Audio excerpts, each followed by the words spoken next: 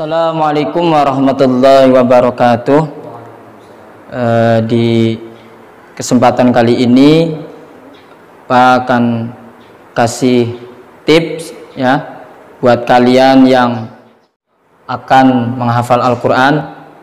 Jadi tip kali ini Pak ya akan ngasih tip ya yang perlu diperhatikan ya sebelum kalian menghafal Al-Quran ya. Jadi ada 7. Yang pertama adalah niat ya. Niat ya, kita juga harus menata niat dengan baik ya. Jadi sebelum kita menghafal Al-Quran, kita tata niatnya. Niatnya apa? Niat karena Allah Ta'ala. Jangan karena ya, karena teman atau orang tua, atau karena pengen, wah saya ini biar keren, atau saya ini hafal Al-Quran biar terkenal dan sebagainya. Jangan sampai. Yang kedua, yang tak kalah penting adalah guru atau ustadz, sama ya, ustadz atau kiai ya. Kenapa harus punya guru ya? Ya karena kita dalam menghafal Al-Quran tak punya guru kan kita tak tahu mana yang salah ya. Contohnya seperti alamin, seharusnya yang pakai ngain bisa saja karena tanpa guru bisa dibaca seperti Hamzah ya, alhamdulillahirabbil alamin. Nah itu kesalahan yang fatal, makanya perlu digurukan, harus punya guru. Nah dalam guru ini ya, nanti guru itu akan mengarahkan kesalahannya bagaimana, waktu kita setoran, waktu kita binatur dulu ya. Itu gunanya guru ya, karena nanti sanad Al-Quran itu dari kalian guru, terus guru-guru kalian ke sana sampai sahabat Nabi dan sampai Rasulullah, malaikat Jibril dan sampai Allah. Tuh, jadi guru penting. Dan yang ketiga adalah umur. Umur ya, umur itu mempengaruhi. Dulu Pak menghafal Al-Quran memang sudah agak tua dikit lah ya, udah 20-an ke sana ya. Dan memang kalau sudah berumur ya 20 tahunan ke sana itu pikirannya banyak, cobaan pun banyak ya. Nah makanya kalian yang masih 3 SMP atau yang mau masuk aliyah ya, itu lebih dominan dalam menghafal. Umur yang ideal itu sekitar dari umur 11 ya, sampai 23 tahun ya. Ini kebanyakan idealnya. Kenapa Pak tuliskan dari 11 sampai 23? Karena di umur ini ya, di umur ini tuh belum terlalu banyak mikirkan ekonomi ataupun keluarga. Beda kalau yang sudah berkeluarga, mungkin yang sudah umur 25 tahun kan sudah banyak yang menikah ya.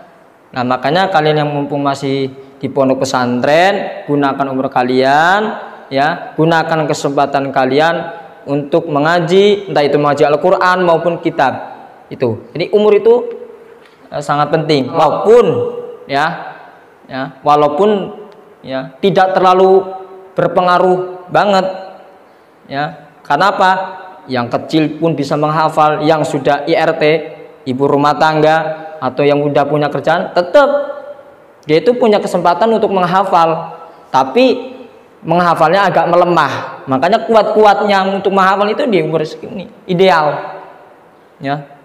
Jadi bisa menghafal mungkin sampai 1 lembar dalam 1 hari, atau 1 muka dalam 1 hari. Tapi kalau sudah IRT atau yang sudah berumah tangga ya, 1 ayat pun mungkin kesulitan ya, karena masih mikirkan, wah lagi menghafal ya, Yasin wal Qur'anil Hakim, tahu-tahu anaknya nangis ya, padahal masih baca belum hafal ya, nangis baru Yasin wal Qur'anil Hakim ya, bayinya akhirnya menyusui, jadinya ini sibukan ya, makanya kalian gunakan waktunya.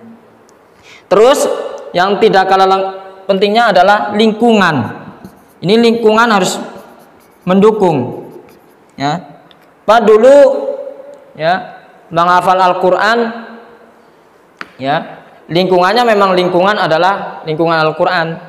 Walaupun Pak bukan dari golongan keluarga Al-Quran, ya kalau pondokan ya memang pondokan, tapi ya belum ada yang dari keluarga Pak itu yang hafal Al-Quran. Ya, jadi Pak pertama itu dipengaruhi dari lingkungan. Pak dulu mau menghafal itu karena lingkungan, mondok ya di Wonosobo di Al-Azharia itu, ya, itu pertama lingkungan. Yang pertama karena Pak ikut biasa, ya, mengikuti simaan-simaan gitu, ya majelis simaan-simaan dengan kawan-kawan, dengan sahabat, ya, dengan yang lainnya para al-hafidh, al-hafidho, ya, orang penghafal Al-Quran di lingkungan. Ya, kalau di lingkungan itu menghafal itu akan lebih mudah, ya, mudah dalam oh ya kita lingkungannya Al-Quran, pas waktu kita salah atau kita lupa ada kawan, lingkungan Al-Quran, berbau Al-Quran itu lebih mudah. Akan kesulitan kalau lingkungannya ya isinya yang mungkin dugeman, ya, atau mungkin yang banyak wah-wah kayak gitu, ya. Makanya ya lingkungan itu sangat mendukung. Ya kalian di pesantren itu juga mendukung, walaupun bukan pesantrennya itu basicnya adalah basic Al-Quran, tapi itu sangat mendukung, ya, itu sangat mendukung, ya. Jadi lingkungan, ya, jadi menghafal itu dipengaruhi juga oleh lingkungan. Terus yang tidak kalah pentingnya adalah mushaf, ya, mushaf Al-Quran.